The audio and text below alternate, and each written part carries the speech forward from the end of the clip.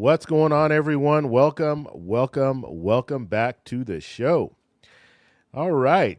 Um, we did a live stream last week, but it was a little. That was the verdict day, so I kind of came on early. Um, so it wasn't like an official regular live stream, but we're gonna do a regular live stream tonight. um, You know what's funny? I don't know what's going on with my chat. I wasn't able to bring that up. Usually I'm able to bring it up so you guys can see we can read the chat together. But that appears to be down. I just spent the last 4 or 5 minutes trying to figure out why it wasn't working and I couldn't get it up. So you guys aren't going to see the little chat on the screen like we normally do. I'm going to have to figure out why it's not working. Let me try it one more time, one final time before we get started here. We have a few things to talk about. I want to take a look. Former President Trump was on a campaign speech on the campaign trail, and he said something, and I want to go over it because he was talking about Social Security, and we'll take a look at it. We'll take a look at it. We'll talk about it, and I'll get I'll get you guys input on this about what he said. And then I also want to take a look. There was a clip that a young lady posted talking about Social Security. I want to take a look at that as well because yeah, you have lawmakers out there that really mislead people, and I think the younger generation, Gen Z, even some millennials, they don't really know what's going on when it comes to Social Security, okay? And I blame politicians for that because politicians are giving out this information, and it's very bad information that they're putting out there. And so now you have Gen Z and millennials looking at Social Security and saying, it's not going to be there for me, so why should we be supporting it? Why should we be contributing if we're not going to get anything out of it? Now, that's not the truth. You will get something out of it. We'll talk a little bit about that. But when you're setting up the younger generations to feel this way about Social Security, that impacts people who are currently receiving Social Security benefits, as well as people like me, Gen Z or Gen X, Gen X, who will be retiring in the next 10, 15 years and collecting Social Security, hopefully. It impacts us because now you have the younger generation rebelling against Social Security because they feel that it's not going to do anything for them. So when you have lawmakers out there saying this kind of stuff, it does impact everyone. Okay, so I think I tried it again. Let's see if we're still not getting it. I do not understand why it is just not working. That is really strange. Okay, so no chat. You guys won't be able to see the chat, but I'll still get in the chat and see how blah. Wow, hold on. I'll still get in the chat and see how you guys are doing. Make sure you guys are giving me shout outs by letting me know where you guys are watching me from. Okay, and we'll get started. And then we're going to talk about the petition. I want to talk about the petition and how we're moving forward with the petition, the demand for an increase for Social Security benefits. So we're going to talk about that as well. And then I open up the forum. So whatever you guys want to talk about, that will be the perfect opportunity. And then also, we're going to give away 10 gifted memberships, okay? So stay tuned for that. Halfway through, we'll do 5 memberships, and then at the end of the live stream, we'll do 5 more memberships. So if you guys don't know, we do have a membership, okay? You can join the membership, and I can't remember how much it is, like $199 or something like that. I had 2 tiers, but $199. I'm pretty much, if you contribute to the higher tiers, I'm going to start doing some more things for those members, but any membership at this point, we're still going to be doing things where it's just going to be. Let me step back because when I start talking about memberships, I understand people get a little frustrated. Just understand this: my channel will never change as far as what we're putting out now. So the content that I'm putting out now, I put out at least one video a day. I do live streams on Thursday. That is regular content. That will never change. I won't say never. I can't never say never. Okay. As a matter of fact, I'm saying, it's never going to change, or it's not going to change. There could be some times where it does change a little bit, just like last week. Okay. Last week I came on because the verdict, I talked a little bit about that. So the time changed when it came to that live stream. There will be Thursdays where I will not there will be times where I will not be doing live streams, and I'll let you guys know ahead of time. Hey, this Thursday I'm not going to be doing a live stream, and that goes with one of the announcements that I'll be talking about later on. I have 2 announcements to make, so that's going to stay the same. So the channel itself will stay the same. Now, in addition to what I'm doing on the channel now, I'm starting to get new members that are going to come in, and that are coming in now, and we're going to be doing some other stuff, okay, on the side. But nothing will change here, okay? So if it's just like if you're watching, I don't know, television program, and you're watching that television program is not going to change. Whatever, let's say it's a sitcom, I don't know, just what comes to mind. That won't change, but they might have a behind the scenes section that you can go to where they're showing different content, but the main content will remain the same. So that's what we're doing here with the memberships, okay? And it just gives me an opportunity to really kind of talk to you guys to figure out how you guys feel about certain things. And so that's why I want to do the memberships, okay? So I just want to put that out there. And as I stated, 2 announcements that I want to make.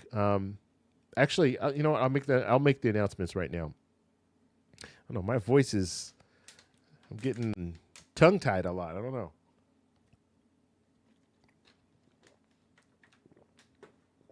Okay. All right. So let's do shout-outs first, and then we'll do announcement. All right. So we have Brenda coming in from Louisiana. Thank you, Brenda. Brenda was the first person in the building. Thank you for being here, Brenda. I appreciate your support. And right now I'm just giving shout outs. So if you guys are letting me know where you're coming from, those are the people who I am focused on. If you have a question for me, put at the TEC show, okay? At the TEC show, and that will give me a little indicator. It's like it comes out in orange, and then I'll be able to see it, and then I can answer your question, okay? So if you have a question specifically for me, let's see. Pat, thank you for being a member. Pat is coming in, watching us from Oklahoma. Let's see. Who else is coming in? Phoenix, Arizona. Jennifer is coming in from Phoenix, Arizona. Man, this really bothers me that I can't just click on the chat and show you guys. Okay, and Pat is saying hit the like button. Yes, please, please. And I always forget to say this. Please show support to the channel. All you need to do, hit the like button. If you hit the like button, that will boost the live stream. YouTube sees that, and the algorithm grabs it and shoots it out to more people. So if you can hit the like button on your way in, I really appreciate it. And also remind people. Just Pat, thank you very much for reminding people. Remind people in the chat, hey, hit the like button, show some support. It does help out, okay? And it's free. It doesn't cost you anything. All right. Let's see. We have Amy coming in from Missouri. Thank you for watching, Amy. And who else is in the building, and where are you guys coming from? Diane coming from Kansas City. Thank you for watching. And I think that is it. Savannah, Georgia. M. Steele. What's going on, M. Steele? Coming in from Savannah, Georgia. And Kansas City. Diane, watching from Kansas City. Thank you for your support. Barry, watching from Mansfield, Ohio. Denise, watching from Florida. Thank you for your support, Denise. And Marilyn, watching from Ohio. And David, watching from Morristown, New Jersey. Tammy, watching from North Dakota. Akla. Bobby, watching from Akla, Florida. All right, guys. Okay, so 2 announcements. I want to make 2 announcements. So the first announcement, and I kind of alluded to it already, I won't be doing a live stream next Thursday, okay? I might make that up earlier in maybe Tuesday or Wednesday. Well, not Wednesday. I'll have to see. Things are kind of up in the air next week. Okay, I will be traveling next week, so I won't be doing that live stream on Thursday. I already know that. I don't know what my conditions will be like when it comes to being able to do a live stream, because in order to do a live stream, you have to have a strong internet connection, and I have to have a place where I can sit and set everything up and do the live stream. So what I'm going to do is, as soon as I have the ability to do a live stream, I will do it and I'll announce it. Usually I give maybe at least 6 hours notice. So I'll post the thumbnail 6 hours before the live stream, just letting you guys know I'll be doing a live stream. But I just want you guys to understand it's not going to be this environment. It's not going to be downstairs in the kitchen. It's going to be somewhere else. Okay. We're now into the travel season. And so I'm going to be getting out and moving around a little bit more this whole time, this whole 6 months. Since January. My last trip was in December. So since January, I've been home, or since the middle of December, I've been home. And so I'm going to get back out there and travel. One of my passions. I love to travel, and I'm going to start picking up photography again. I was really into photography 10 years ago, and I was doing it professionally for 10 years. And then I stopped. Like about a year. Let me know if you guys can still see me and hear me and everything. My computer just went, the screen just went black. It did this earlier. Obviously there's something wrong with my computer. I don't know what's going on with the system, but it might be due to the heat, because it's starting to get hot out here in California. So, computers need to, if it starts getting hot, they start acting up. But just let me know if I go out. Let me know, and because I'm looking at the screens, and if they go blank, I don't know if you guys are seeing me or what. Okay, you're saying 10-4. Good. Okay. So where was I? So when it comes to next week, the live stream, I will not be doing a live stream at 5:15 Pacific Standard Time on Thursday. Okay, I'll let you guys know when I'll be able to go live. But it'll be good because I'll be in a different environment. You guys will be able to see me in a different environment. So hopefully that will be something interesting as well. Arad is saying, so where are you traveling to? I won't tell you yet. It's going to be a surprise. Okay. I like to do it that way. It's, add the suspense. So if I'm just telling you now, then like, oh, okay. But once I get there, then yes, I'll let you know where I am and all that. I really enjoy, and I haven't done this very often, but I'm going to really try to make an attempt to do this more, where I do live streams when I'm traveling, when I'm out somewhere. But I need strong internet. That's the hardest part, the strong internet. But just that way I can kind of show you different things, because one of the things that really fascinates me about travel is the fact that we all live on this, on Earth, right? But we do things differently in different countries, and we just live a different life in people live a different life in different countries. And they do different things, and they buy different things, and they eat different foods. And so it's just, it's always interesting when you go outside of the U.S. and you go to another country, because things are different. I think that if you've ever been to Hawaii, and I know Hawaii's in the U.S., but I'm just saying, if you've never left the country but you've gone to Hawaii, to me, in my opinion, is a very different lifestyle than in mainland USA. Okay, it's a different lifestyle. Hawaiians do things differently. They have different traditions. The food is different. It's just a overall different feeling. And I go to Hawaii every other year. So I love going to Hawaii. And one of the main reasons I do like going is because it is different. Different dance, different everything. It's like leaving the country, but you're not actually leaving the country. Puerto Rico, territory of the U.S., same thing. It's a different lifestyle. And so I'm going to be going somewhere that I've never gone before. Okay, so some people in the chat said, "Oh, he's going to South America." I've never been to this place before, so it'll be fun. All right, and you guys will be able to come along for the ride. So I will be posting videos and stuff there as well. If you guys don't know, I have a travel channel. So if you go to my travel channel, you'll be able to see some of that content, as well as when I do some of the videos that I'm doing for Social Security and just retirement and things like that.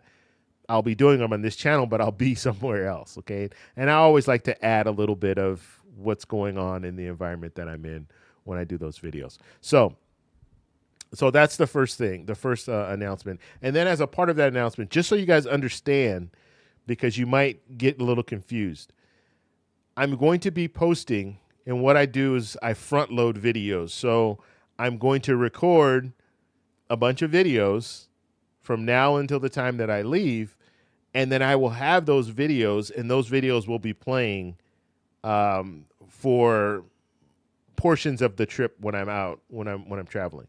The reason that I do that is because I don't always have an opportunity to sit down and do a video. So if I don't have an opportunity, let's say to do a video on, right now I was doing videos on this hearing that's going on, or the hearing that went on a couple of days ago about Social Security. So I'm going to continue doing those videos, record all the videos, and then I can release them sometime next week when I'm out traveling, because I might not have an opportunity to sit down and shoot a video. Okay, so just understand that. So the reason I'm saying that is because you might see me in another country, and then the next day you see this background and you see me doing a video from here, or me doing a video from down in the kitchen or what have you. I'm just letting you know those videos I had already recorded prior to me actually traveling. Okay, so hopefully that makes sense. Okay, the next thing. And I think, you know what, the best way for me to do this, I want to get your feedback on something that I've been thinking about, because there's when it comes to doing YouTube videos, we see patterns, okay? And when I say see patterns, and you guys see the same patterns when you're watching my videos, you see the fact that if I post a video on Social Security, I generally get more views than if I post a video on, I don't know, the Trump hush money trial, or just different content. I generally get more views when it's content about Social Security, and I understand that. I've been talking about Social Security a lot on this channel, so it makes sense, right? However, there are other things that, in my opinion, go right along with Social Security and reforming Social Security and providing an increase, and, just in general, they go hand in hand, in my opinion, okay? I've changed. If you guys see I can't zoom this. I thought I could zoom it. Well, hopefully you guys can read that small print. But right under the TEC show, I want to focus on Social Security still, but kitchen table items, okay? Or kitchen table items, kitchen table issues. So things that you talk about with your family, jobs, the economy, Social Security, healthcare, things like that, right? The taxes, all of this stuff. These are things that we usually sit down as a family and we talk about, okay, this is what's going on. Social Security is a major part of that. Retirement is a major part of that. But I decided, because I have people that ask me, so what is your channel about? And I always, find it kind of weird how to explain it. Okay, how do I explain my channel to people? I talk about Social Security. And they think, well, Social Security, that doesn't really, I don't know. That doesn't, Social Security, okay. So by saying kitchen table items, I'm talking about things that impact Social Security, but also impact other parts of your life. And so that's where I want to go. But I need your support, okay? And I get it. I completely understand.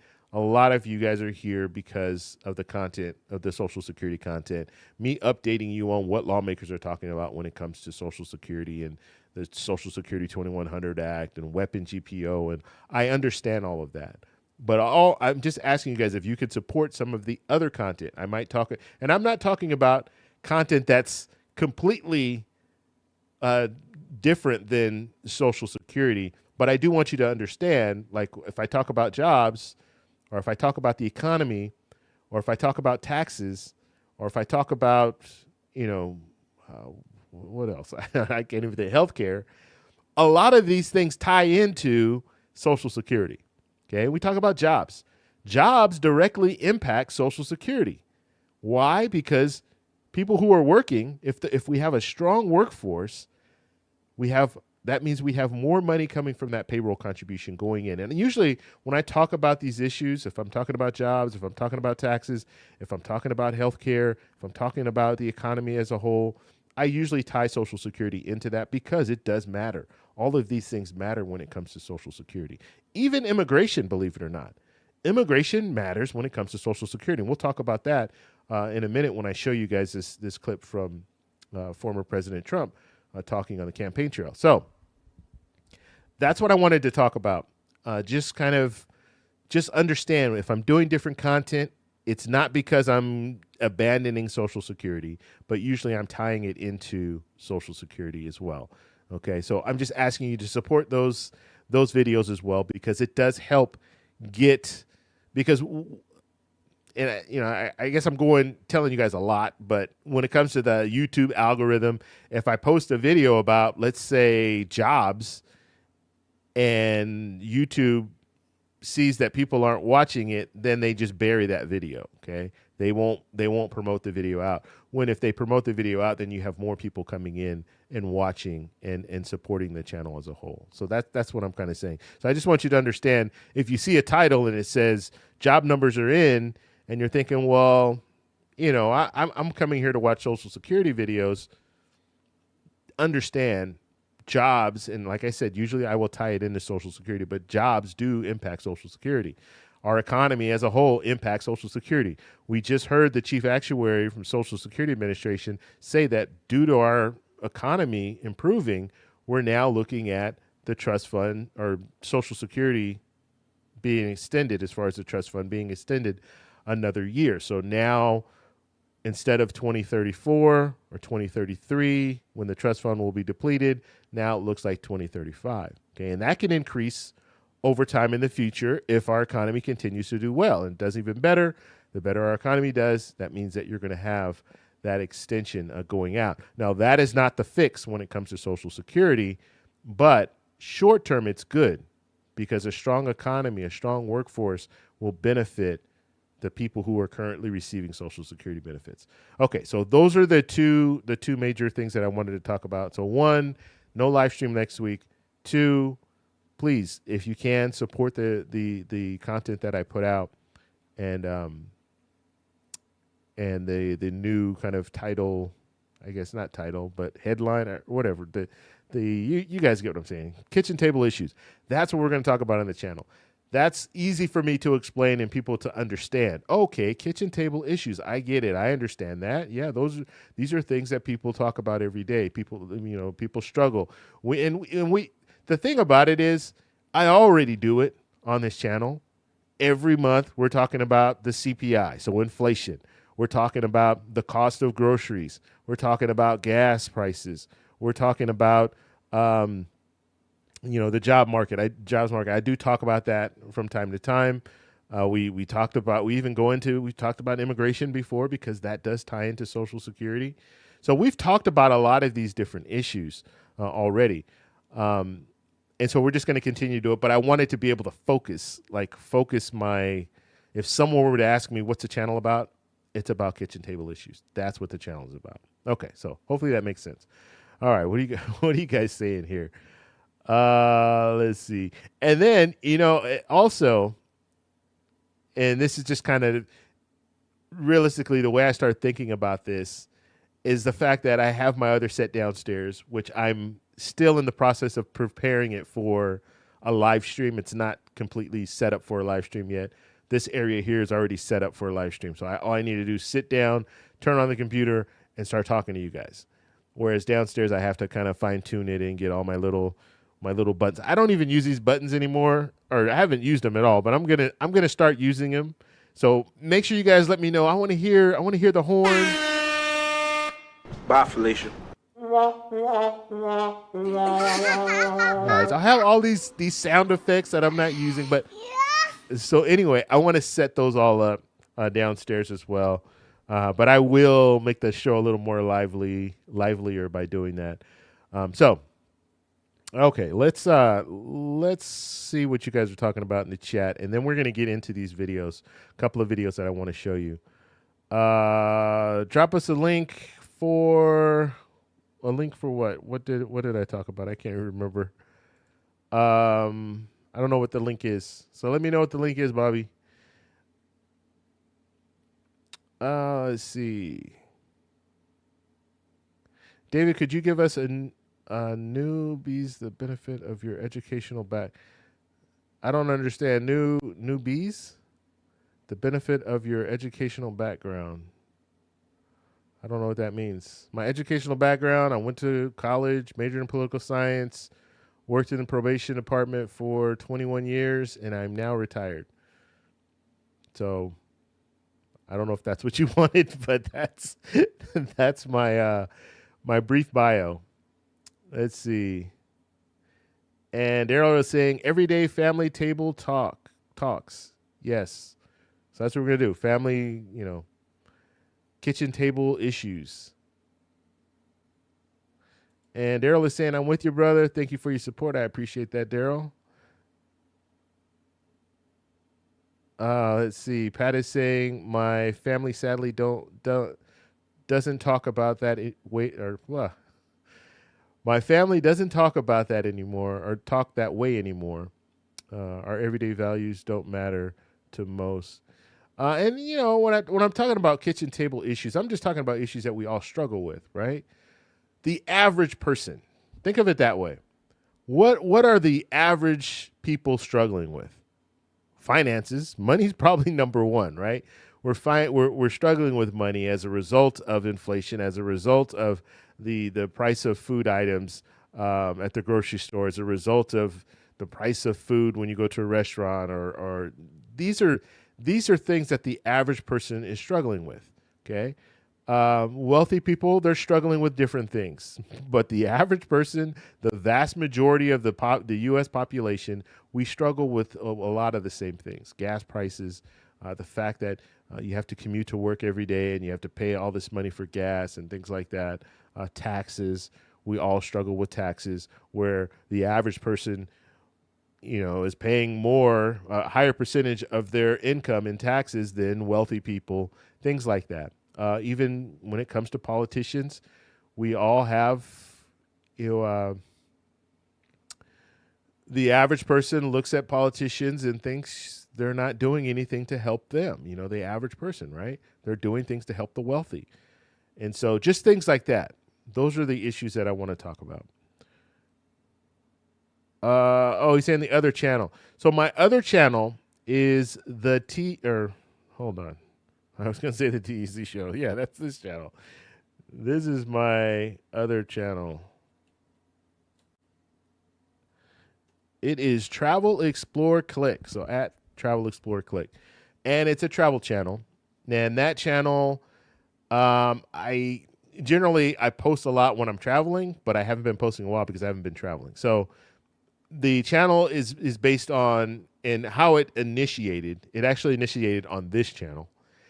And then during the pandemic, since I wasn't traveling, I started talking about different issues. I started talking about stimulus checks, and then my channel just took off. And then I got into more news topics, daily news topics, and updates like that. And then we got into Social Security, where we are now. So that's what happened to the old Travel Explorer Click. That was the first channel. So what I wanted to do is bring that back, Travel Explorer Click, where I travel. I'm an avid photographer still. And so I want to go out, take pictures and things like that. And so I'll show you guys that aspect. So the travel aspect, the exploring, so exploration, me going out to these different places, shooting vlogs and stuff like that.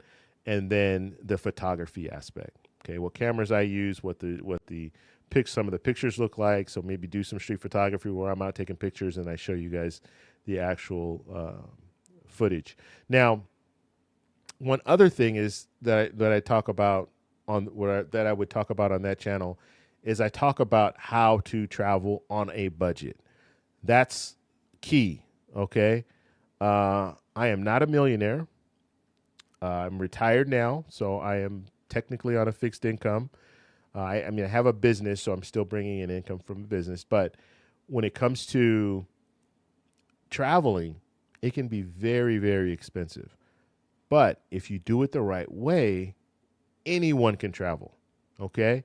And I know some of you guys are looking at me and saying, no, there's no way, I can't afford travel. But anyone can travel if they do it the right way. Okay. As long as you're physically able, you can travel. Okay. Money should not keep you from traveling because we can work. There are ways around paying a lot of money to travel. And in a lot of cases, you can do it for, well, I can't make that argument. I was going to say you could do it for free, but I can't make that argument because you can't. It's always going to cost you a little something. Okay. But what I do, this isn't for everyone, but if you can be disciplined enough, I guarantee that you will be able to travel. I use travel credit cards. Okay. I use points. So I earn points and I use those points to travel. Okay. Some of the most expensive things you're going to pay for when you travel: hotel, Airbnb, and your plane ticket. Okay. Those are generally the most expensive things that you're going to be faced with when it comes to travel. You can use points to fly anywhere in the world. You can use points to stay in a lot of the major hotels. You can use points to stay. Okay. But you have to get travel credit cards in order to earn those points. And so that's what on Travel Explorer Click, that is what I talk about a lot as well. How to get to the destination. And then once you're there, how to explore that destination. And then how to take pictures. That's Travel Explorer Click. That's what it means. So anyway, enough of that. But yeah, go over to that channel. I'm gonna start really ramping it up and doing some live streams on there as well. The only problem with live streams is kind of funny. I did a live stream last week on that channel. You guys need to support me over there, okay? So just usually I'll post on here before I go over there and do the live stream, so you'll know, okay, he's doing a live stream. But I did a live stream. I kid you not. I did a live stream over there last week. At most, I had like 7 people watching, which is okay. I'm growing the channel. It's small. It's a very small channel, so it's expected. It was I didn't plan the live stream. I just kind of went on live. I didn't give any, notice, any time or anything like that. But it got to a point where I was talking and my viewership went to 0. And it is like, do I continue talking or like there's nobody watching me? So I found that a little comical. But yeah, if you see a link, just go over there for a minute. Even if you just go over there and turn it on, don't even watch me, just have it on, just so I feel a little bit better about my numbers not looking, 0. But yeah, that happened. It was at the end of the live stream, so I was getting ready to get off anyway, but it went down to 0. It hovered around like 4 or 5 people watching, and then it goes down, and then it went to 0. I'm telling you, as a YouTuber, that's the last thing, the worst thing that you want to see if you're doing a live stream and it just automatically goes to nothing. It's terrible. It's terrible. It's like, wait, what? Did I say something wrong? It's like if you're talking to people and then everybody just gets up and walks away. Oh, man. All right, I'm cracking myself up. Okay, let's get back. Okay, Bobby, thank you for subscribing. I appreciate that. Okay. What are we saying? All right, is saying, oh, man, I really do not like the... Oops. That wasn't supposed to happen. Hold on. Okay, now it's not coming back. Oh, hold on a second, guys.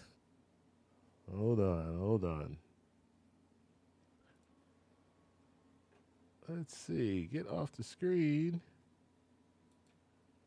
All right, we're back.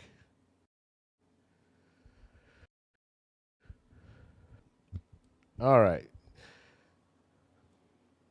I have to do something with this computer. I'm just gonna keep running it. If it goes out, it goes out. But yeah, I don't know. It just keeps going on and off. But yeah, I can't bring the chat up. All right, it keeps doing that. Let's go to this video and hopefully it works. Well, if you guys don't, I'm looking at my screens because my screen, I'm talking and my screens just go blank. And then they recycle and they come back on, and then they go blank, and then they recycle and they come back on. Yeah, it has to be the heat. That's the only thing I can think of. Let me. The weird thing is it doesn't seem like it's that hot, but I want to turn on my. Let me just turn on my my air conditioner. Cool things off around here. Yeah, that's probably what it is. That's the only thing I can think of. So yeah, we get the AC on. You know what? I'm one of these people. I don't turn the AC on that often because usually I'm okay. Yeah, I don't know. Generally it's not that hot in this house. And so even when it's hot outside, I think it was like 90 degrees yesterday or close to it out in Southern California. But it doesn't seem like that inside. I don't know. I get comfortable, I guess. But the computers, they have a hard time. Once the heat starts picking up, they have a hard time. They struggle.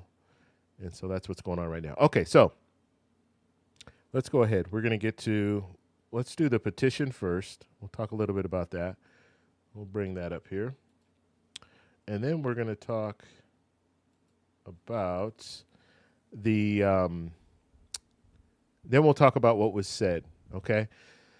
All right. And I know Arrod had that question, and I didn't go over it. Let's see. What are your thoughts about Mike Johnson appointing Scott Perry and Ron Jackson to the House Intelligence Committee? You know what? I haven't looked into that yet. So is this House Intelligence Committee? I don't know what is. I know that they want to do. What I'm concerned with is the committee for this budget committee that they want to put together. I don't know anything about that. The House Intelligence Committee.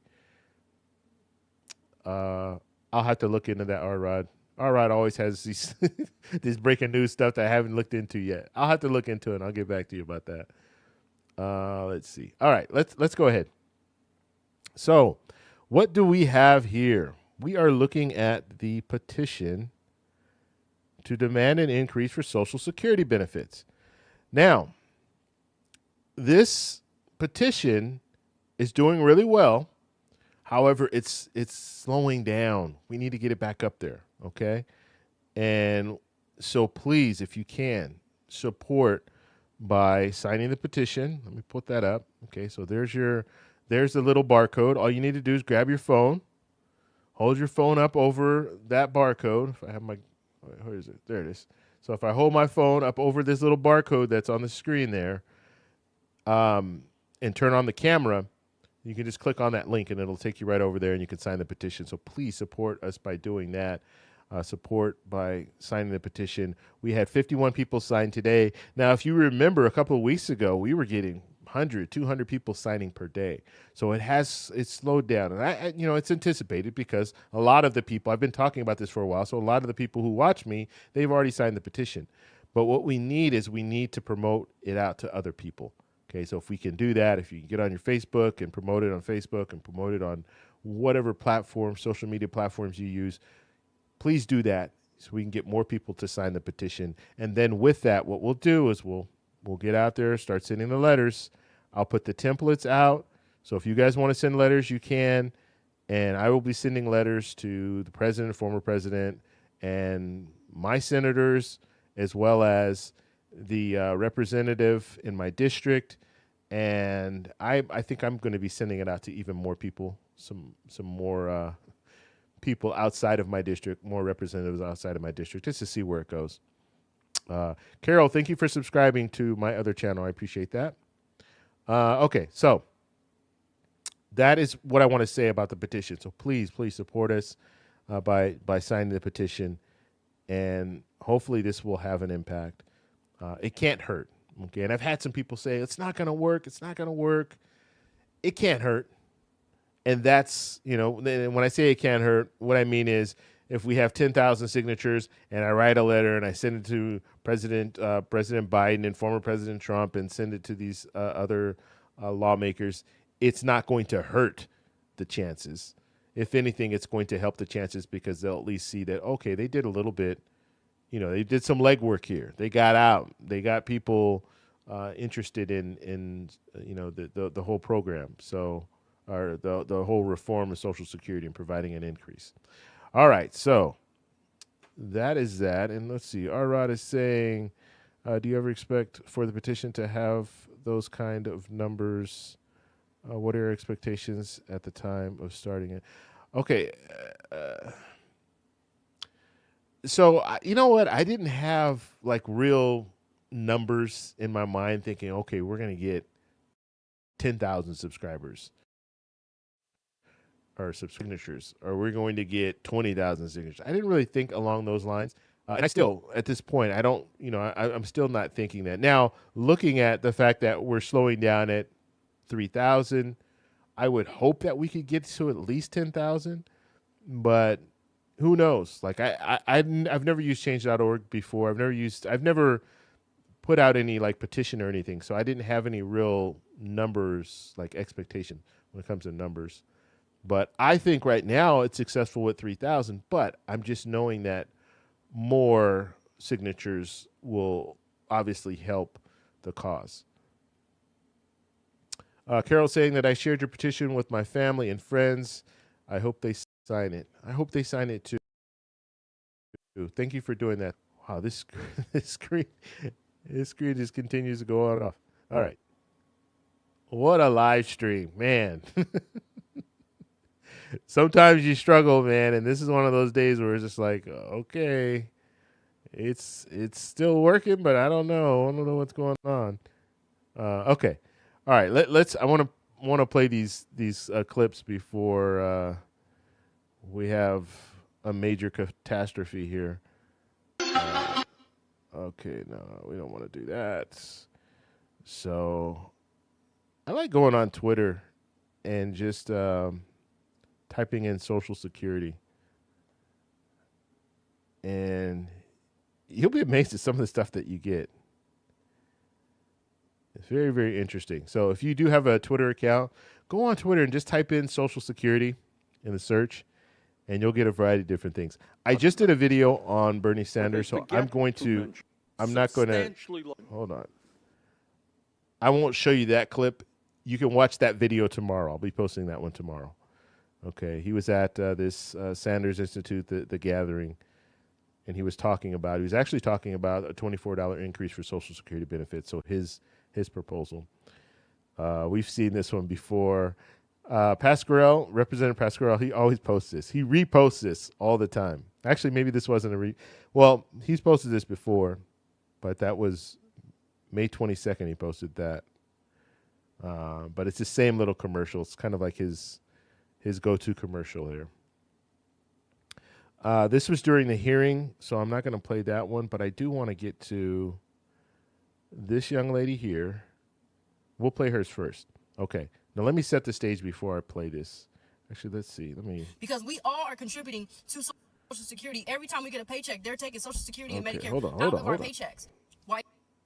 Okay, you guys can hear that too, right? We'll play it in a second, but I want to kind of preface this. First off, Gen Z, you guys talk too fast. I had this guy. I went to get my car, get an oil change.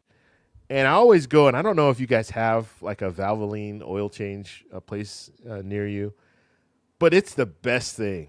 You know, and I'm not being sponsored by Valvoline or anything like that, but they have kind of like, it's like a pit stop. You just drive in, and I guess they have other places like this, but I don't really, usually when I get, before in the past, I would get my oil change. When I'm taking my car to get it checked up and everything at the dealer, but I stopped going to the dealer. And the reason why I stopped going is because I just noticed, first off, my car it's up there in age. My car I bought it in 2010. It's an old car, okay? So I bought it new in 2010, so it's a 2010. And so I stopped going to the dealer because even 5 years ago, started going to the dealer, and all of a sudden, man, they want to charge you just an arm and a leg to get your car fixed. And it got worse after the pandemic. Okay, during the pandemic and right after the pandemic, it got really bad. And then when we saw inflation in 2022, that was the worst. I took my car. That was the last time I took my car to the dealer, because I took my car to the dealer, and the guy wanted to tell me that he had to fix something with my engine or something or another. It was like $6,500. I said, my car, I don't even know if my car's worth $6,500. I'm not getting that. And my car was still running, but it was just an issue of, it wasn't running properly. So I went ahead and took it down there, and that's what the guy told me. So I said, no, I'm not going to do that. So I took it somewhere else to a local mechanic. And he said, okay, yeah, I'll fix it. And he charged me, I think it was like $700. And so I'm thinking, okay, the dealer's saying $6,500, and this guy charged me $700. And he did a couple extra things that I wanted to get done. So on top of, this guy, the dealer saying $6,500, this guy did a couple of extra things, and it was $700. So after that, I said, no, I'm not going to the dealer anymore. I think they're in a situation right now when it comes to, mechanics in general. They really are hiking their prices up because people can't afford to buy cars anymore. And it's starting to get a little bit better, but just think how expensive cars are right now. And even in the last 3 years, cars just skyrocketed in price. You go buy a truck right now, a pickup truck, a 1 ton, or the popular pickup trucks that are out right now, $80,000, $70,000 for a truck. It's like crazy. People are paying $1,000 a month or more for a vehicle. Their monthly payment. That's insane. That's as much as some people pay for rent. So it got out of hand, and so now. Because cars are too expensive to buy, and the interest rates are so high on these on vehicles, because interest rates are high on everything else, these auto mechanics are saying, this is our opportunity, because they know a lot of people aren't out there buying cars, and so they're trying to deal with what they have, and that's the way I am right now. I refuse to go and buy a car. First off, if I buy a car, I want to buy something new or newer. I don't want to buy something that I'm going to be having a lot of problems with in a couple of years from now. So I want to buy something that has some time or longevity in it. And so these mechanics know that. You have a lot of people sitting on the sideline waiting for those interest rate cuts that the Federal Reserve is saying, oh yeah, we're going to cut interest rates as soon as we figure out what's going on with inflation, as soon as it starts to drop a little bit more. And so these auto mechanics, they're, hiking these prices way, way up. And so anyway, I don't even know where I was going with that. I'm just talking. But yeah, so let me preface this or set up this video clip here. So this is a young lady. I assume she's Gen Z. She's very young. So she's either Gen Z or a millennial. The issue, one of the major issues that I have with politicians misleading the public is when they're talking about Social Security, is the fact that they're saying Social Security is going broke, it's going bankrupt, it's not going to be there for you. You still to this day, you have politicians saying Social Security will not be there for you. That is not true. Okay. Now she understands half of this situation, but there are some things, there are parts of what she's saying that I want to talk about. So you're saying Social Security won't be there for the younger generations, Gen Z, millennials.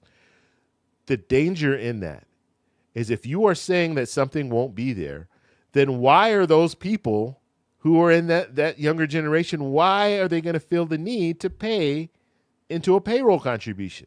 They're going to rebel against that. They're going to want lawmakers to get rid of the payroll contribution. Okay, you have lawmakers right now that want to do away with the payroll contribution. Okay, in essence, do away with Social Security. Bring Social Security in the umbrella of general funding. Why? Because now they'll be able to get, because let's just look at it this way. If you were to, and I don't even know, basically they couldn't even make the argument of getting rid of the payroll contribution in total, because they can't do that. They can't completely get rid of the payroll contribution. It wouldn't make sense. But what they could do is say, we're going to bring everything into the general fund. So that payroll contribution that you're paying now, all of that money is going to go into one big pot. And she kind of talks about this, right? Where money is all in one big pot. It's not.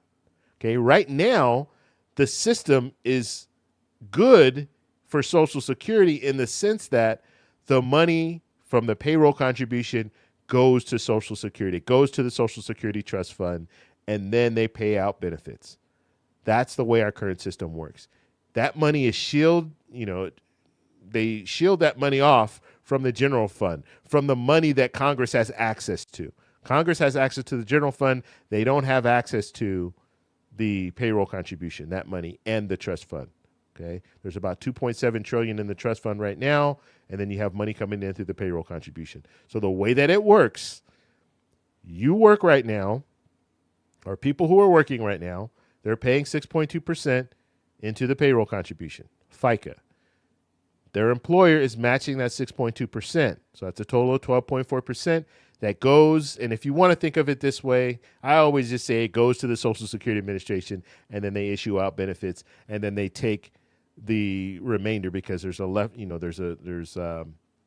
not enough money coming through the payroll contribution to pay it 100%. So then they take from the trust fund.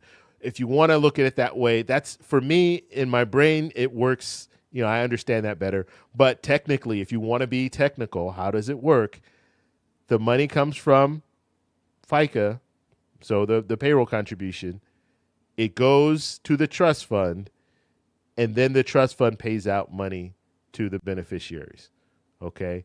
And you have enough money, or not enough, but you have a lot of money, the vast majority, let's just throw a number, 80%, 83%, or whatever they're saying right now, that's coming in from the payroll contribution, and that's paying benefits, and then they're taking an additional 17% or whatever it is from the trust fund, from that 2.7 trillion, and that goes to pay out benefits at 100%.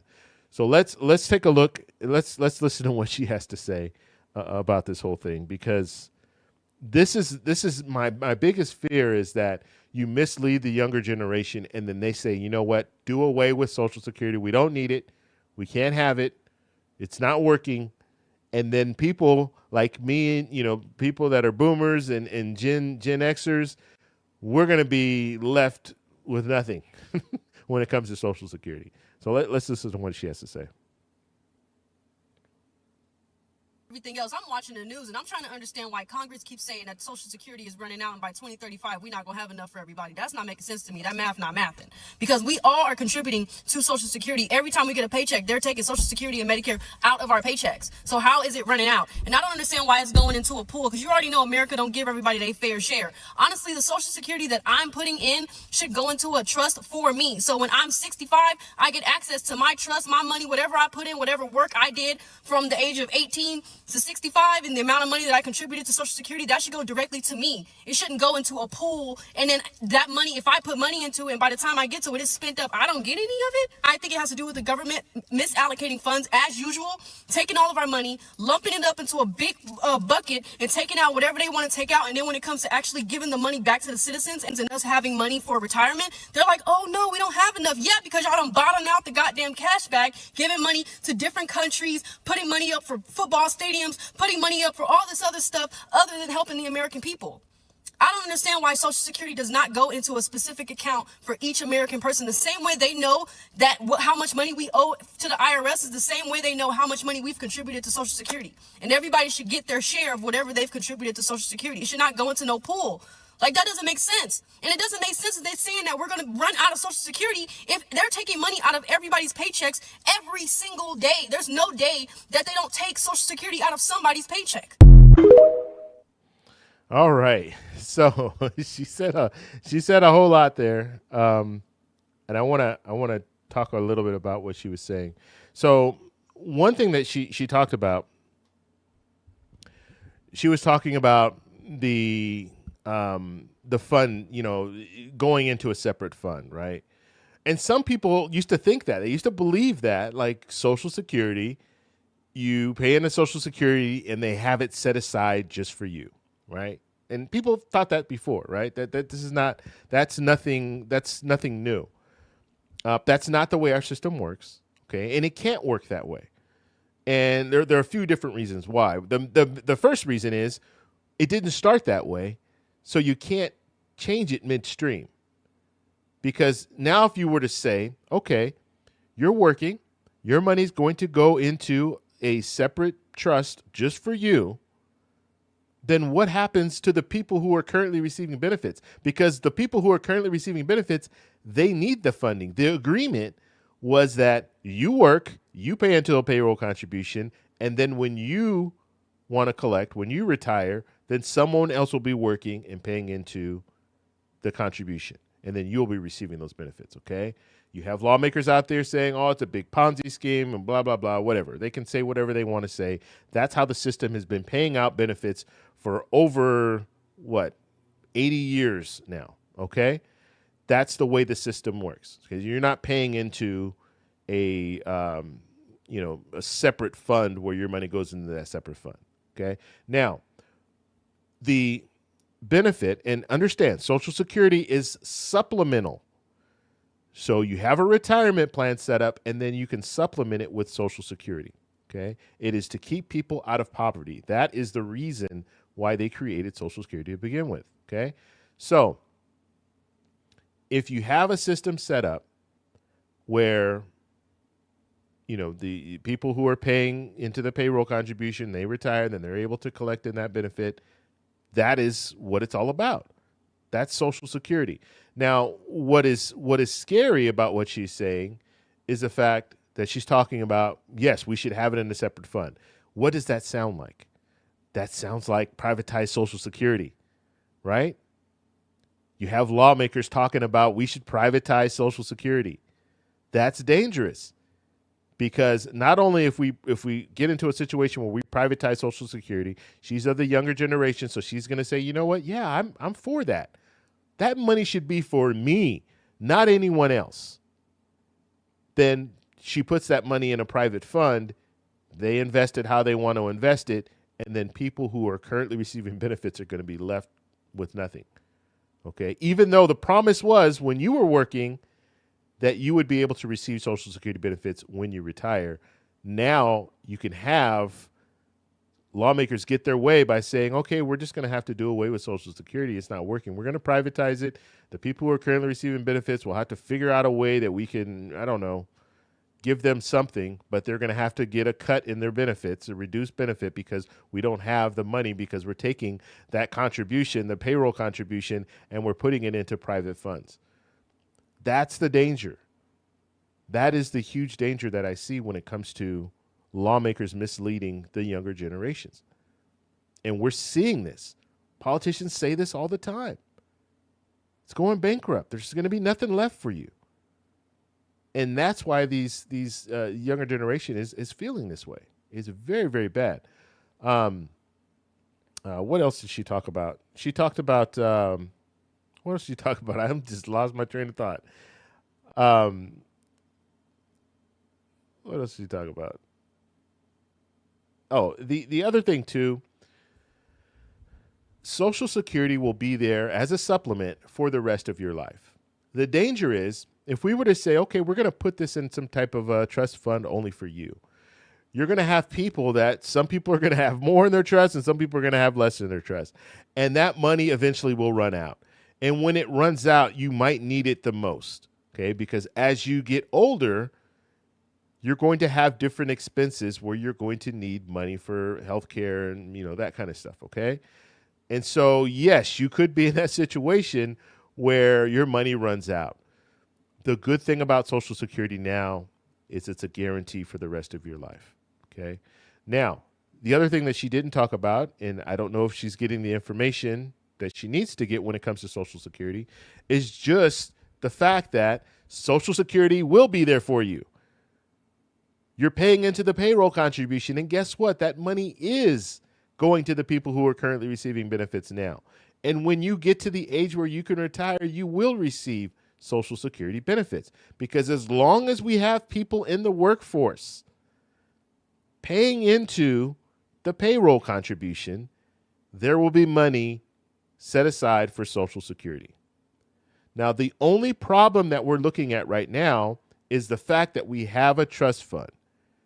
We have money right now that they're drawing from.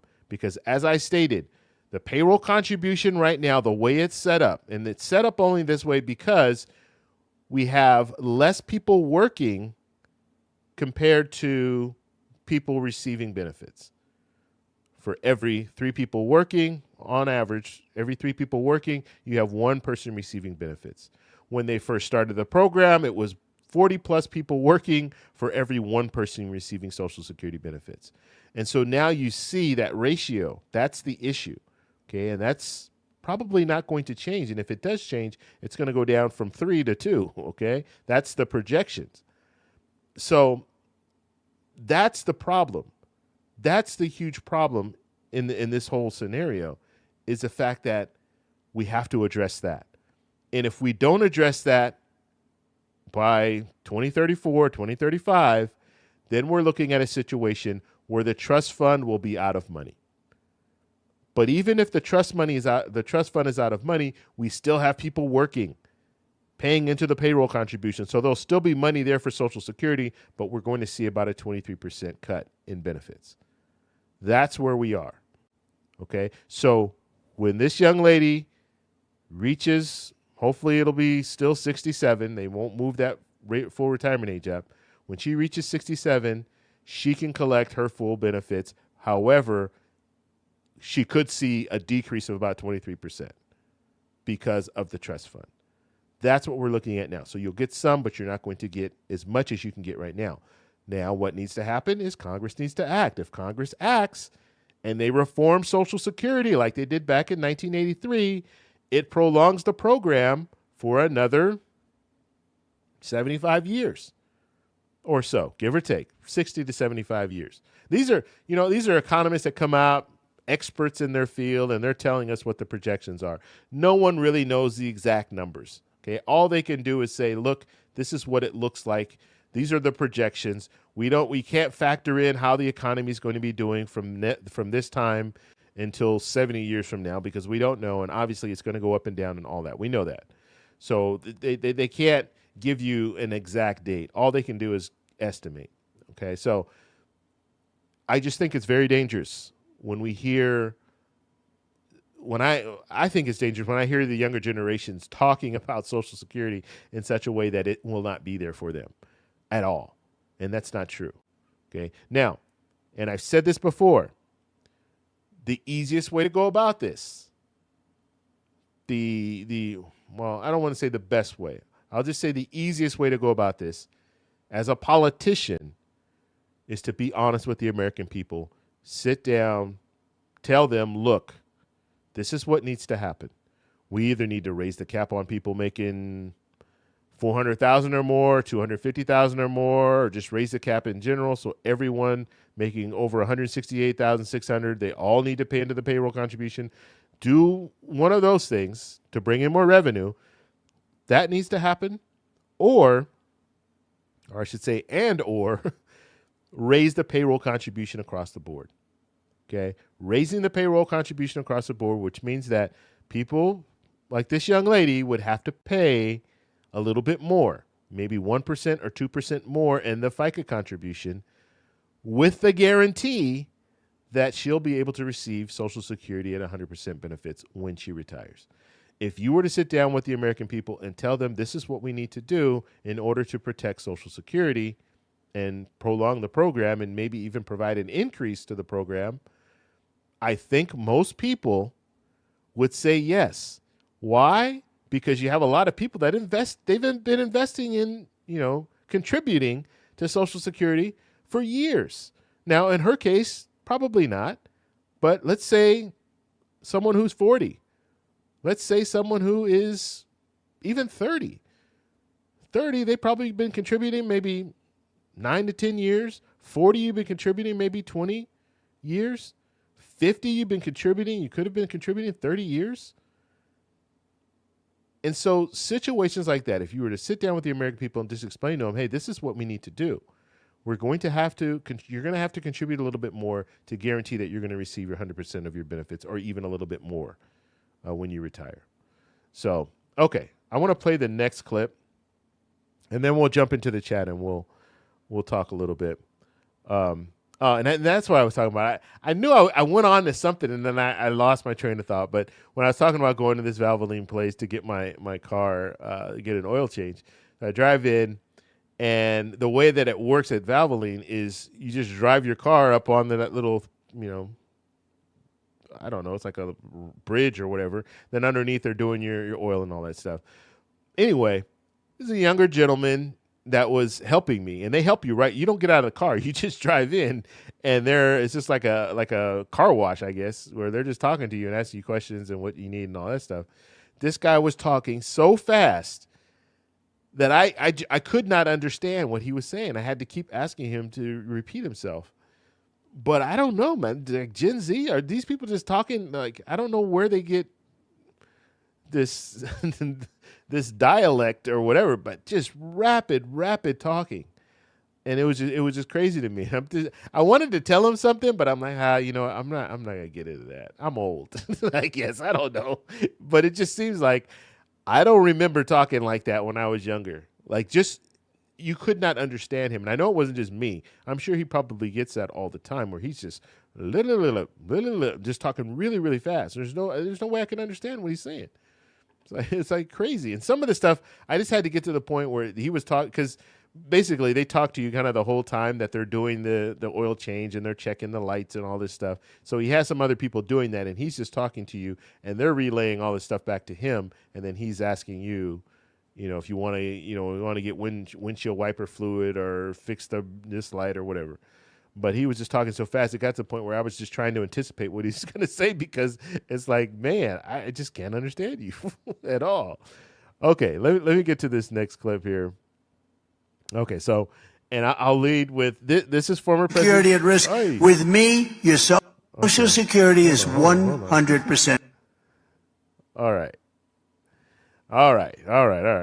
Former President Trump here. So he's at Turning Point's PAC, and he's doing, this is a campaign speech that he's putting out there. So he was talking about Social Security, and I want to talk about this because I'll play it, and then we'll talk about it. Here we go. Let me start it up again. Save your Social Security. We're going to save Social Security. Biden is putting your Social Security at risk by allowing all of these people to pour into our country. It's at big risk, and we're not going to stand for that. He is putting Social Security at risk. With me, your Social Security is 100% safe. Okay? All right. So what did he say there? He's saying, and I've heard this talking point. He's saying that because of people flooding into this country. I did a video on this a couple weeks ago, right? I think it was a couple weeks ago. Because you have all these people flooding into the country, they're getting Social Security benefits. They're putting Social Security at risk because they're able to get the benefits, okay? This is not true, okay? In his words, this is 100% not true. Social Security is 100% safe right now with people coming into the country.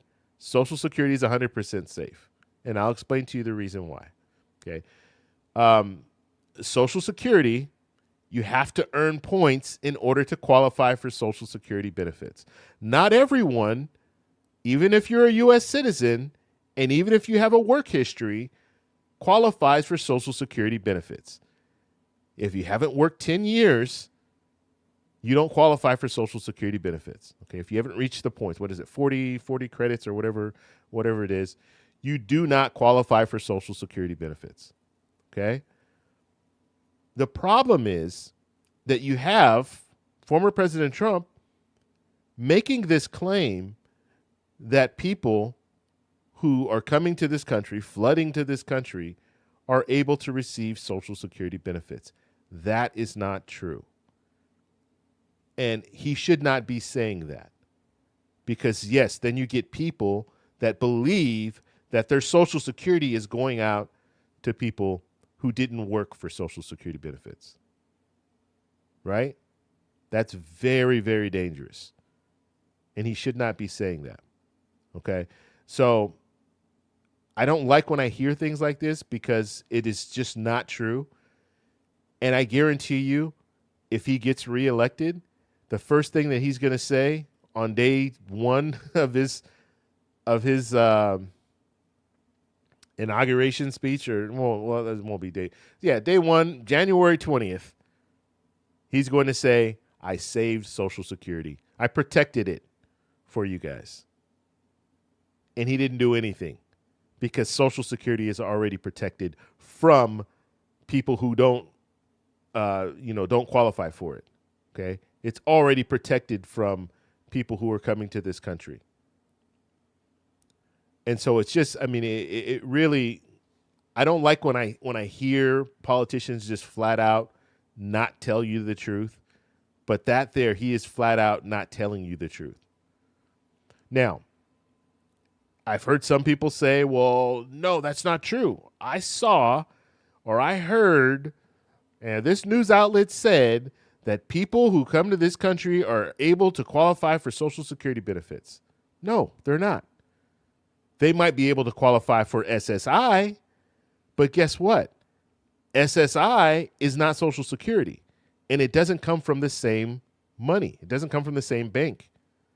SSI is general funds. Okay, just like you have people who are upset that we're sending money to other countries and things like that. That money's coming from the general fund. That's the same money that would be paying someone if they came to this country and they're extremely poor and they apply for SSI and they get it. It's different money. It's a different bank. It's not Social Security. But when you have lawmakers try to tie the two in together and say, no, it's coming from the Social Security Administration. Social Security Administration is sending the check out, but no, it's coming from the general fund. So don't get confused on those two. And this is yet another way to discredit what Social Security is doing and where that money is, going, and to get people to be in fear of the fact that people coming to this country are what is ruining Social Security. And that's just not true. Okay. If anything, this argument can be made. Okay. Immigrants coming to this country legally will help Social Security more. It will actually help Social Security. I won't say help it more than it will hurt it, because it's not going to hurt it at all. Immigrants coming to this country, people coming to this country, they're not hurting Social Security, but they can help Social Security. And I'll explain to you how that happens. So right now, we need some type of Social Security. We need Social Security reform, but we also need immigration reform. Okay, and this is a big topic. because our birth rates in the U.S. are down. Okay, for every family, it's like 1.6 children for every family, or something like that is the number right now. And it used to be like 3.2 or something like that. So we had larger families in the past. We have less birth rates now. And the impact of that means that in the future, we're going to have less people that are at we're going to have less workers, okay? Because we're going to have less people in the country as a whole. And so one way to change that, I'm trying to think of supercharge, I guess, supercharge our workforce is through immigration. If we have immigration reform, we have people that are able and willing to work right now that might not have the documents that they need to work, but if they had documents to work, they can get in the workforce right now and contribute, okay? Contribute to FICA, to the payroll contribution. So now you have more people contributing to the payroll contribution, and that money is going to pay out Social Security benefits. Some of them are not going to qualify for Social Security in the end, but they can still contribute now because they have the documents to actually work and make that contribution. So that would all be through immigration reform. Now, one thing that we do have going on right now that is hurting Social Security. So I know I said immigrants can't hurt Social Security, but this is one aspect where Social Security is not getting the money that they should be getting because you have some people who are here illegally work, and they're still working. Companies are hiring them, but they're not contributing to the payroll contribution because they're getting paid under the table. If you get paid under the table, cash, that money is not, there's no payroll contribution. You're not paying into a payroll contribution. Your employer is not matching that 6.2%. So the company is not paying into the payroll contribution. And so you have people working, but they're not contributing to FICA like they should be, right? And, part of the blame has to go to the actual employer too, because the employer is saying, hey, we don't have to do this the right way. You can get paid under the table and we'll just, not have to pay into the payroll contribution. So that's a problem as well. So if you reform immigration, then now you'll have an influx of money coming in. And you have people right now that are at the age and they're willing to work and pay into that payroll contribution. So that's how it would help. But what he is saying here, what former president is saying does not help. It doesn't help the issue when it comes to Social Security. And he's not being truthful when he's talking about the fact that, he's saying I will protect Social Security 100%. Or, make, what did he say? Make Social Security 100% safe. It is already 100% safe. The money that goes to Social Security is 100% safe right now. And so I just wanted to put that out there because I like to put information out, especially if I hear these politicians saying things that they shouldn't be saying, really, really misleading people. It's so easy now because of social media and because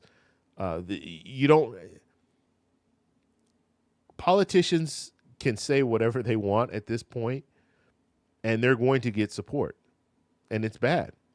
And people they're not able to fact check a lot of what people are saying, these politicians are saying, and it just goes as fact. So if I say something, nobody is checking it, they're not fact checking it, and so people just believe it to be true.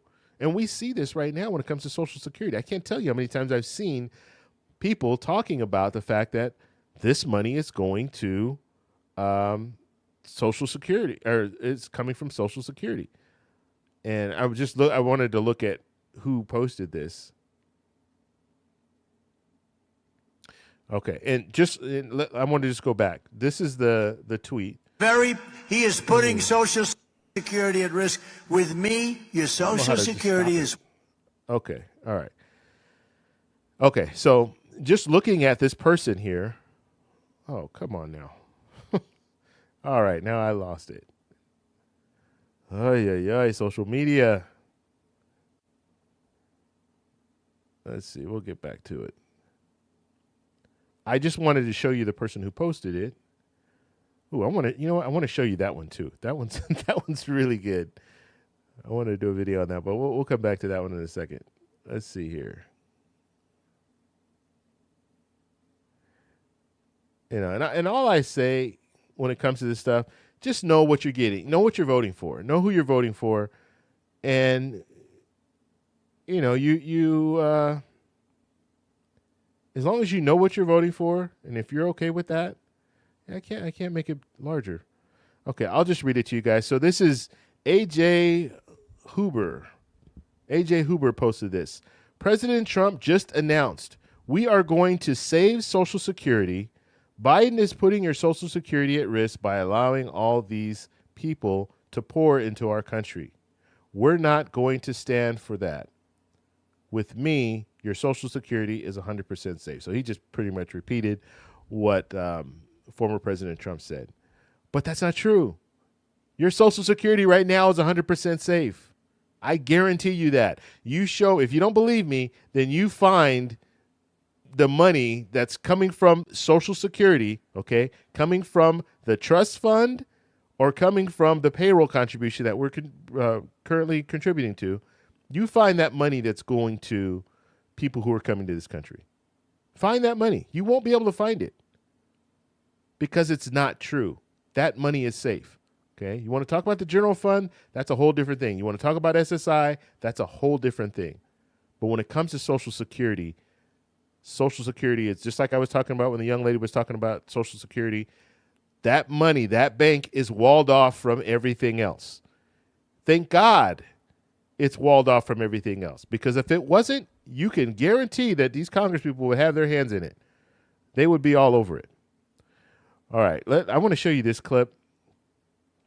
This is an example of this kind of went wrong for the interviewer here, and I'll set it up before. What is this? RSBN. What is that? What is that outlet? I don't know what outlet that is, but this is during the first speech that he did, the speech that he did earlier today. But this lady, she's going to explain her situation. He's going to ask her a question. She's going to explain her situation. But watch the reporter here, how he kind of he didn't really know where to go with this, because she was actually talking about something that impacted her. Medical, it was a medical situation that impacted her. That is something that former President Trump did when he was president that hurt her. Okay, so it wasn't anything that helped her. And I think the reporter asked her, what policy or what thing did former President Trump do to help you? And she went and talked about actually what he did that hurt her. And then she's there. Let me just play it, and then we'll come back. Because during COVID, I was supposed to get my pay. But what is Trump, under his policies, how did it benefit your life? Are you work? Are you retired? I mean, No, I'm disabled. I have a broken plate in my back. And it really bummed me because during COVID, I was supposed to get my third surgery and have it fixed. And when the doctor, a very big specialist, went to fix it, he said, "Where's your Medicaid?" I said, "What do you mean, where's my Medicaid?" "Well, they took my Medicaid." So I'm coming up here hoping I can get my surgery done. well, it's interesting. Okay, so and you saw he actually looked down like he was wanting to go to the next question. And I don't know what he said after that. Maybe this is just a clip. Twitter is known for this. They just give you the clip. They don't show you the whole thing. But Medicaid is one of the programs that they want to do that. I'll just say, I won't say former President Trump, but I will say because I haven't even really heard what he has said about Medicaid. But it's one of those programs that Republicans have wanted to cut for a very, very long time. Okay. And so when she mentioned that, he was kind of like, okay, where do I go with this? Because this is not something that former President Trump has never stood up and said, I will protect. He said, I will protect Social Security and Medicare, but he's never said, I will protect Medicaid. Okay. Medicaid has been kind of, on the chopping blocks for a very long time. I can't remember just offhand if there was any legislation that actually did away with Medicaid for certain people during the Trump administration, but I know that that is a talking point. That is something that they want to cut. When I say they, I mean Republicans in Congress. They've talked about cutting Social Security, they've talked about cutting Medicare, and they've definitely talked about cutting Medicaid. And so the fact that she didn't have Medicaid, the fact that she's currently receiving disability benefits, I would imagine, she says she's disabled, so she might be receiving Social Security disability benefits. These are things that she's there, but is she going to get her answers? Is she going to get what she needs from a future Trump administration? I don't know. Like I said, I haven't heard a policy come from former President Trump about expanding Social Security, expanding Medicare, expanding Medicaid. I have not heard that. Okay, and you guys let me know if you've heard a policy that he's talked about where he wants to expand it, and this is the way that he wants to move forward. I haven't heard it. I honestly don't think it exists. When it comes to, you have certain proposals that you can go to that has support from Democrats, okay? And this is, we have to get to a point now where we start to realize there's a difference of opinion when it comes to these programs, okay? There's a difference of opinion. You might have some Republicans that are, they're on the fence and they don't really speak out against Social Security and Medicare and things like that. But you do have a strong group of Republicans that want to do away with these programs. If not do away with them, make drastic cuts to the programs, Social Security and Medicare, okay? And do away with Medicaid as a whole. So, and, universal health care, we know there's certain issues that we know how both sides feel about them, okay? So will she be able to get, benefit from a future Trump administration with her current situation, being disabled and needing surgery and things like that, and maybe having to use Medicaid or qualify for something? I don't know. You guys let me know what you think about that. All right, we're going to get in the chat now. And talk a little bit about what you guys are saying here. It's unfortunate, but there are a lot of things out there that there are a lot of things that we do where it might not be the best thing to do. And as far as voting for certain people, and we vote for, or I shouldn't say, what I'm trying to say is we vote against our interests. We do this a lot. This happens too often, and it's very unfortunate. Let me see. I want to really pull up the chat. This is really bothering me that I can't show what you guys are saying. I can just read it. I like being able to show it. Let's try it one more time. This is complete. Nope. Nope. Nope. Nope. All right. Well, we're not going to be able to do that. Okay, let's just go.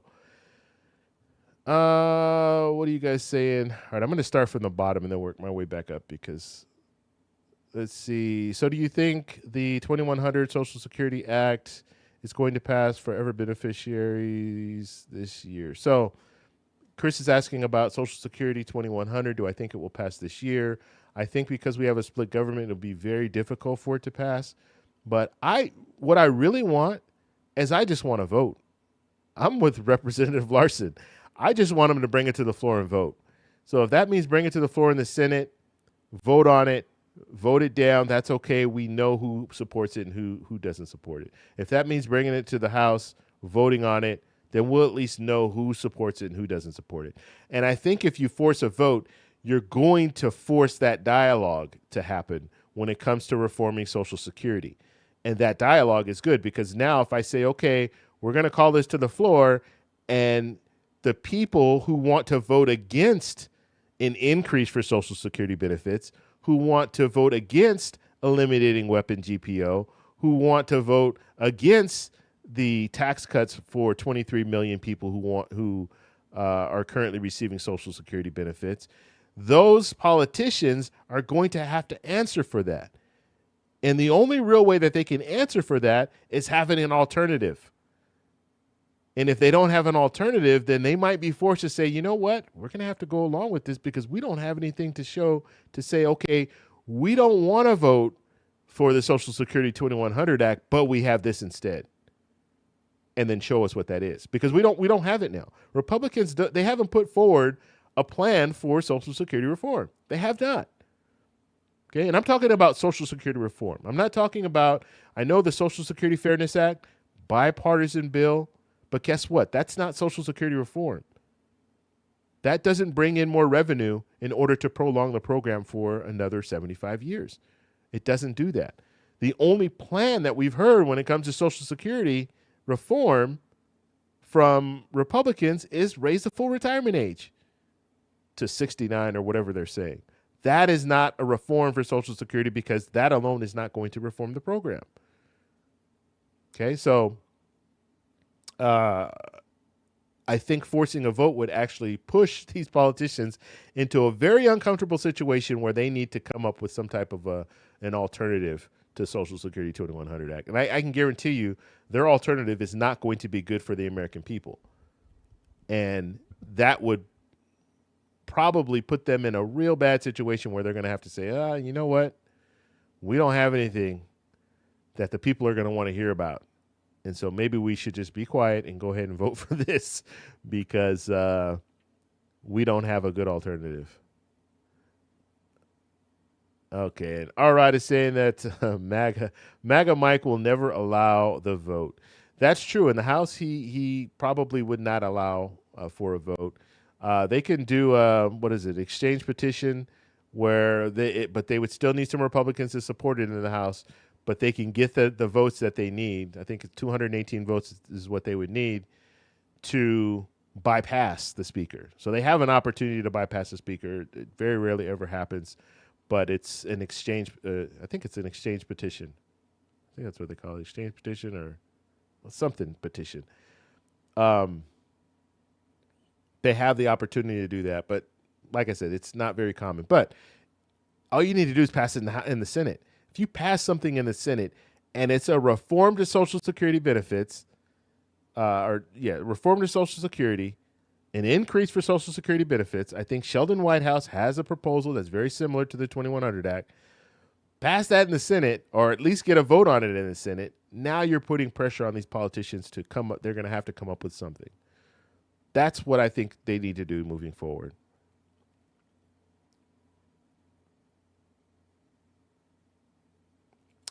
Ricardo is saying that all these presidents promise people things that they don't do.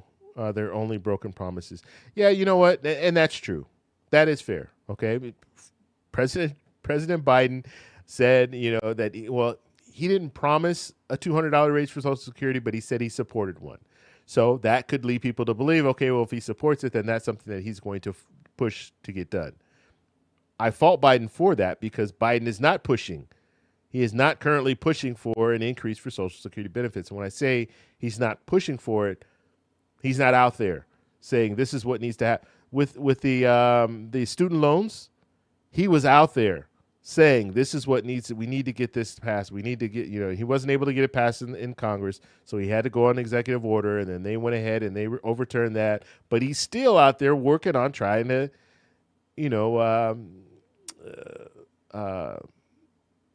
take away some of this student loan debt. So he's still constantly working on that. I wish he was doing that for Social Security, and he's not. He's not doing that. He might say, yes, we need to raise the cap and things like that, but he is not really aggressively out there when it comes to Social Security.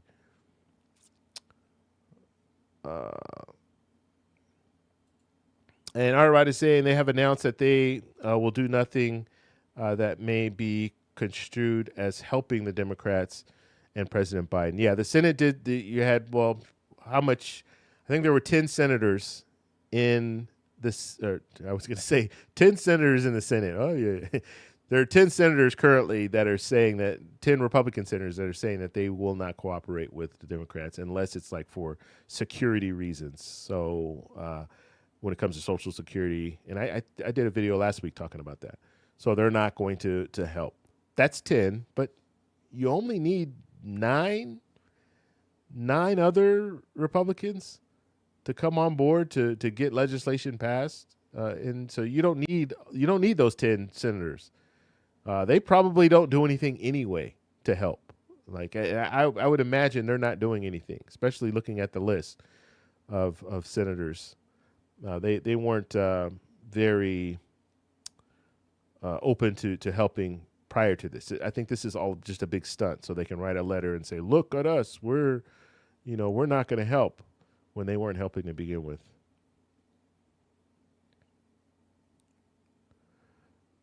Okay. So when it comes to, Social Security 2100, if they could pass it or at least bring it to the floor in the Senate, I think that would help. But that doesn't mean that it's going to go anywhere, but at least we'll know. We'll have the numbers. Okay, so RSBN means Right Side Broadcasting Network. Okay. MAGA Network. The interview backfired on the reporter. Yeah, so that when you start talking about real issues, and these are issues that people face every day. Okay, the fact that she's disabled and she needs surgery and she doesn't have the means to get that surgery done it's really sad. I was in Colombia last year, and I don't know anything about like their medical system or anything like that. Thank God, knock on wood, I've never had to go to the hospital or anything in Colombia. And not because they don't have a good healthcare system, because I think their healthcare system is pretty good, according to the people that I've talked to. But I was talking to a friend of mine that's out there now, and he's lived in the U.S. and he's lived in Colombia. He lived in the U.S. for like 30 years, and now he's back in Colombia. And he was telling me that they have healthcare for everyone. Everyone is guaranteed healthcare. Okay, so that's not something that we have in the U.S. Not everyone is guaranteed healthcare, and that's very, very unfortunate. And so some people might have to go without when it comes to surgeries and things that they need because they don't have coverage. All right. Anything else?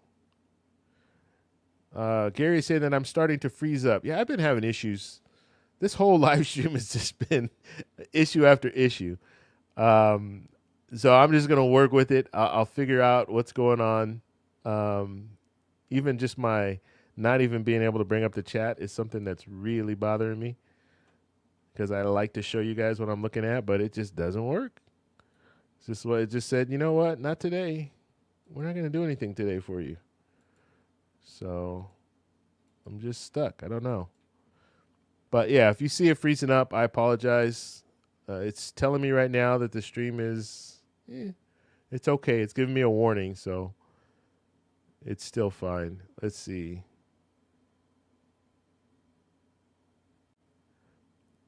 All right. Anything else that you guys have?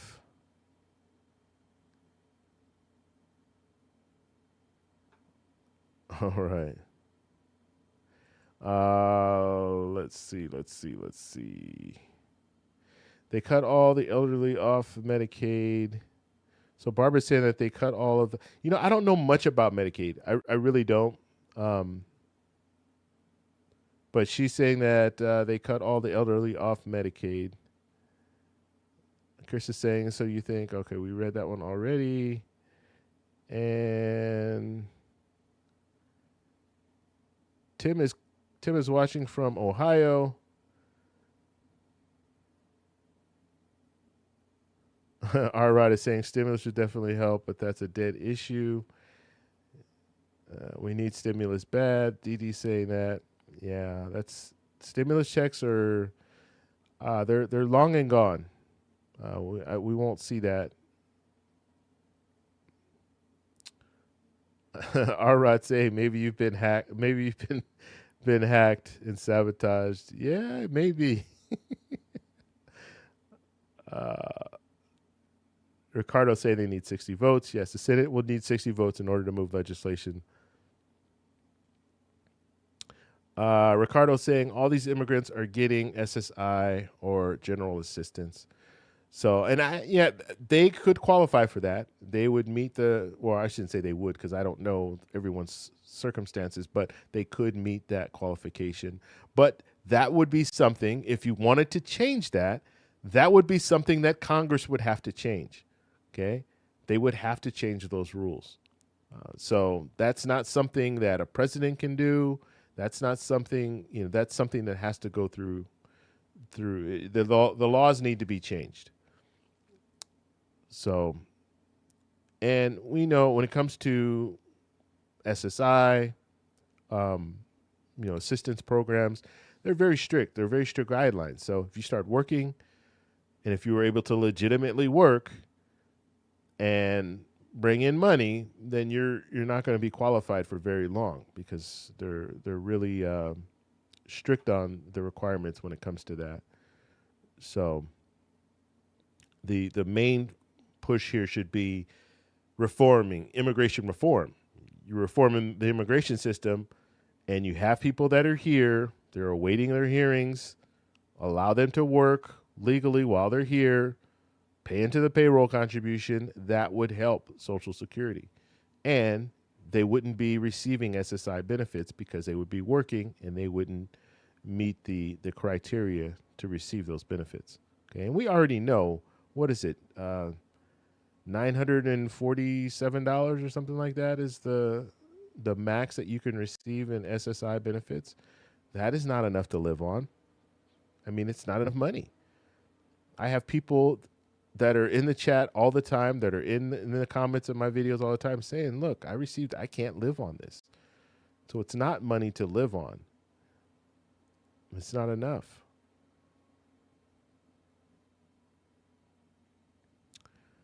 All right. Anything else, guys? We're going to do our final, our 2-minute warning here before we go. And dang, this is, I just hear, all I hear is my computer fan just going in and out. It is just struggling. All right. So we'll figure things out. But I just want to remind you guys, next week, I will not be doing a live stream Thursday. Okay. So just be prepared for that. I won't be on next Thursday, but I'm going to try to get back on as soon as I can. I'll be traveling, so it's going to be touch and go for a little bit until I get settled in.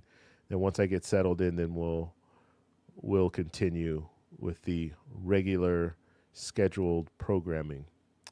All right. Anything else, guys? Anything else you guys have in the chat here?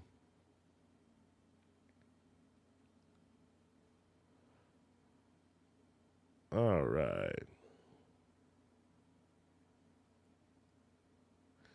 Let's see. Gary's saying, I have enjoyed all of your videos. Thank you very much, Gary. I appreciate that.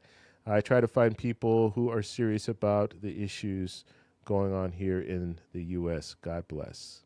Yeah. You know what? There are a lot of issues that we really need to be paying attention to. And I look at, there's certain things, Social Security, Medicare, these are two major programs that every single American should be focused on. I don't care how old you are. We should all be focused on these programs. The main reason why we should be focused on these programs is because we will, God willing, we will all be utilizing these programs. Okay. Medicare, Medicare's, I mean, it's a good program because when you reach that age, 65, to start collecting Medicare, most people are going to choose Medicare over, if they have some type of private insurance, they're probably going to choose Medicare over that. It's a lot less money, but I pay like $1,000 a month just for health insurance. Right now, that's what I'm paying as retired. And so when I get to the age where I can collect Medicare, you better believe I'm going to strongly, seriously consider collecting Medicare, or using Medicare, as opposed to paying $1,000. By then it's going to be even more, probably be like $1,500, because it goes up every year. But it's a good system, in my opinion. So most of us are going to want to utilize that. So why should we be voting for politicians who want to cut that program? Same thing with Social Security. We all contribute to Social Security, at least most of us. 99%, or let's say 95% of people contribute to Social Security. Then you have your other people who are, working and receiving a pension, and maybe they didn't contribute at all their whole life to Social Security. But most people, even if you're receiving a pension, you're paying into a pension, and then you retire. Like me, in my situation, I retired. I'm still working. I'm still paying into the payroll contribution. I will still qualify for Social Security. I have like 5 more years to go, and then I'll qualify. I've only worked 5 years paying into the payroll contribution when I was younger. Then I got my career job, worked that career job, paid into a pension that whole time. And then now I'm retired from that job, and I'm continuing, with the business, and I'm paying into the payroll contribution. So I'll hit that 5 years, or the 10-year requirement. All right. But these are issues that are very, very serious for all of us. And I don't think enough of us pay attention to it. And we wait until the last minute. And I'm guilty. I'm guilty of the whole weapon GPO thing. I had no clue about weapon GPO, and was working, receiving a pension all of this time. And then when I retired, then I realized, not that I was looking at Social Security and saying I need Social Security, but it would be nice to have when I reach the age to start collecting Social Security benefits. And then I find out, oh, guess what? Well, according to WEP, windfall elimination provision, you're not going to receive what you think you're going to receive. It's going to be reduced because you receive a pension. So sorry, but not sorry. So things like that, where we should all know about this stuff and educate ourselves on this stuff, but we don't. And so now I'm looking at Representative Larson's plan and saying, hey, this is great. It eliminates weapon GPO. That's right down my alley, because that's something that I would want. I would want my benefits, intact when I retire, when I'm able to collect Social Security benefits. All right, guys. Any other questions before we head out? So stay tuned. I'm going to be in a different location on the next live stream. Or should I say that yet? Because I don't even know. Sometimes I do the impromptu live stream to just come on and talk about something. So I might do that. As a matter of fact, my travel computer is the one that I use in the kitchen, like my kitchen videos that I've been posting. And so I've been working on that, just getting it all tuned up. So when I get to wherever I'm traveling to, I'll be able to show the live streams and videos and all that stuff. So I've been working on that computer more. So maybe I will do a live stream as kind of maybe over the weekend, do a live stream as a test. So just to make sure it works. You know what I didn't do? I didn't gift a membership. You guys need to remind me, okay? You guys need to remind me about gifting these memberships. Let's see here. Let's see. I always forget. I get to talking and then I forget. Okay, here we go. Let's see. Gifted memberships. So we gift 5 right now. We're going to do all 10 right now. All right, there's 5. Actually, I don't think I can do them back to back. You know what? I'll do 5 now, and then I'll do 5 the next time that I come on live. Okay? So congratulations, Carol, William, Cassandra, Booker, and Dante. Congratulations to all you guys. You guys are now members for, I believe it's 30 days. So, and I will be doing more. Now that I'll be out traveling, I'm going to do some not live. Yeah, I can't guarantee live because I don't know what my signal will be like I said. But I will do some clips, video clips, and I'll put it in the members video bank. So you guys will be able to see different things and, kind of more informal. Just, hey, look at me. I'm over here doing this, or I'm eating this, or look at this food, that kind of stuff, All right, guys. We'll do one more question if you guys have it.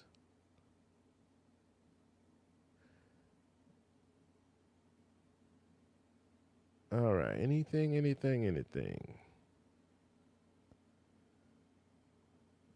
Supperton, Georgia. Pam is watching from. I have a lot of viewers watching from Georgia.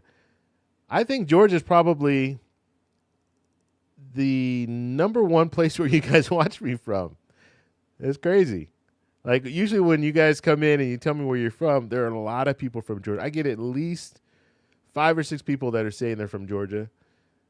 So I think you guys watch me the most. So shout out to Georgia. Carol says, thanks for the free gift. I really appreciate it. You are very welcome.